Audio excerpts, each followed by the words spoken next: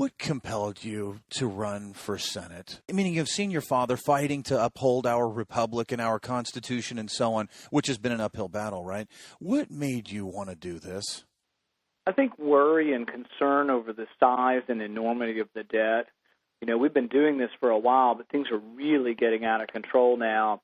And I think that there will be a time sooner rather than later. I don't think we're looking at something that is decades away from a problem. I think we're looking at that we've been through an enormous bank panic in the last year. Some say we show signs of coming out of this recession. I would say that if we do come out of this at all, it will be an inflationary mini boom, and it may last a year or two, but it won't see a significant recovery, but then we'll immediately maybe drop into another cycle. So, we had a 5 or 6 year cycle after the dot-com bust because they lowered interest rates. And we're doing the same thing now. We have virtually 0% interest rates from the Federal Reserve. We've had a lot of money put into the system, so we have easy credit again. And, the old mantra was that Keynesianism works in the short run. And then when Keynes was asked what happens in the long run, he responded, in the long run, we'll all be dead. I think there still is some truth to that. Keynesianism can work in the short run, and whether or not it will work very successfully this time, I think it'll have less success each time you do it. So, for example, the Keynesians had, and the central bankers had some success from 2002 to 2006, 2007, but they built in a significant crash in the housing market. They're doing the exact same thing again. The question is can they even create a boom in this given circumstances with high unemployment, or will we maybe get sort of stagflation where you get inflation and you get no growth? And there's a real possibility of that. Well, I think also when you mention the Fed or some of these policies that have been put into place here, and the attempt to basically, because what you're really talking about in the end, Rand, it almost sounds like you're an Austrian economist to me. I don't want to put that on you, but it almost sounds to me like that's the direction you lean in. So if you're trying to stop these natural forces, meaning you've got these massive excesses built into the system, and the system is setting up to cleanse them out, and every time there's going to be a cleansing, the government steps in and the Fed steps in and says, no, we're going to do this and we're going to do that. We're just going to keep this bubble floating along. The question in the end becomes, do you exacerbate ultimately the decline, number one?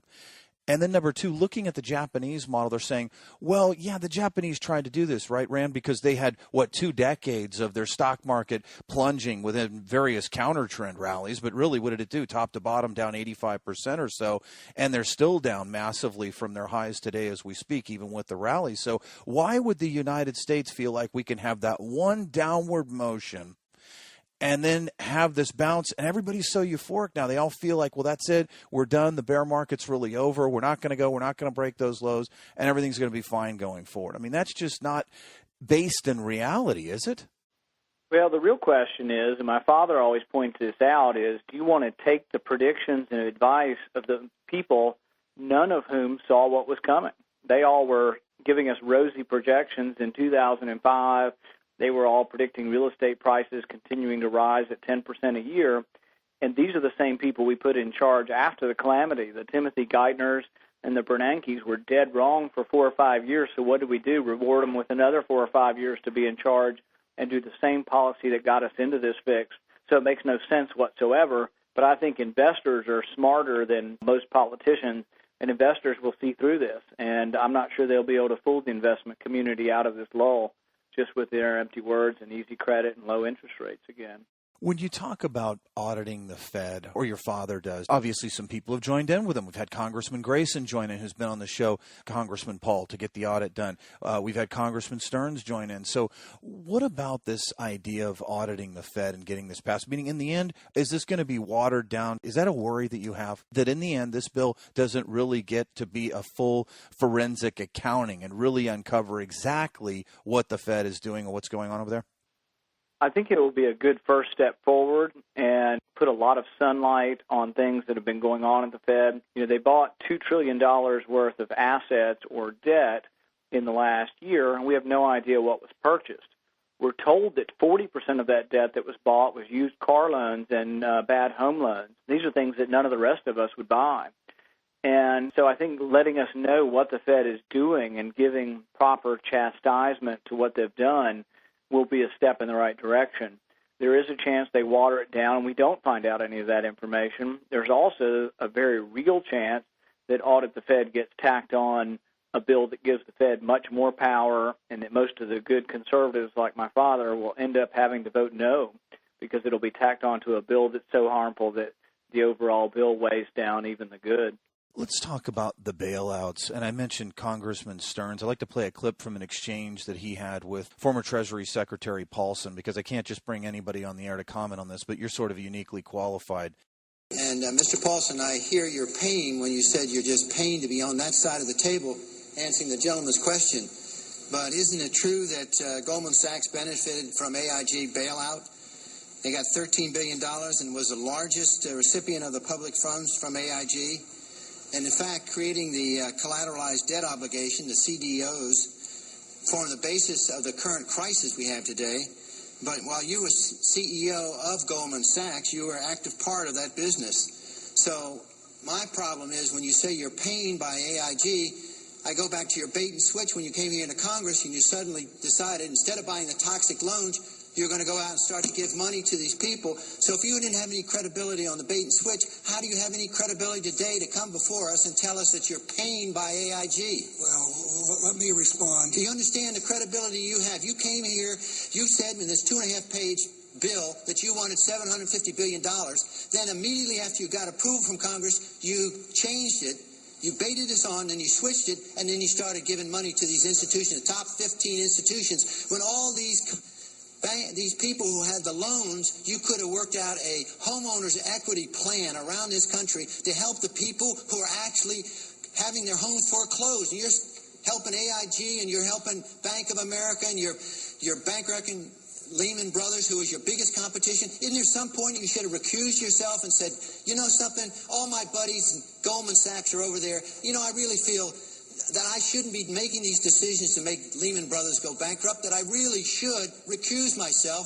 And the fact is that you're coming here and say you feel the pain of AIG. It's just outrageous. Well, I would like to respond to you, Congressman, because I find your statement outrageous. Okay, Mr. Paulson. Well, let me tell you, I have the time, Mr. Paulson. Let me just say one other thing. No, I just want you to speak into the mic. Pull the mic. Okay. Let me just say one other thing here. You know, when you look at, you're saying to us, you support the Obama administration giving more power to the federal regulatory, the Fed. But when you look, the Fed was on, Geithner was on board at the Fed, the New York Fed, dealing with all these institutions. He didn't get it. And then we had this fellow who came up afterwards, Mr. Friedman. He was on the Goldman Sachs board, and he didn't last too long as a Fed chairman. Why? Because he had a conflict of interest. Is it possible that there's so much conflict of interest here that all you folks don't even realize that you're helping people that you're associated with, and you should be recusing yourself for America's ethics? Let me make several comments. The first comment I will say is I came to Congress, I asked for the TARP, and I asked for authority to purchase illiquid assets. But in 10 days you changed your opinion. We changed because the situation changed dramatically. In 10 days? Rand, what is your take on that situation, that this discussion, you brought this up earlier, of giving the Fed more power and also the bailouts? I mean, what about this bait and switch?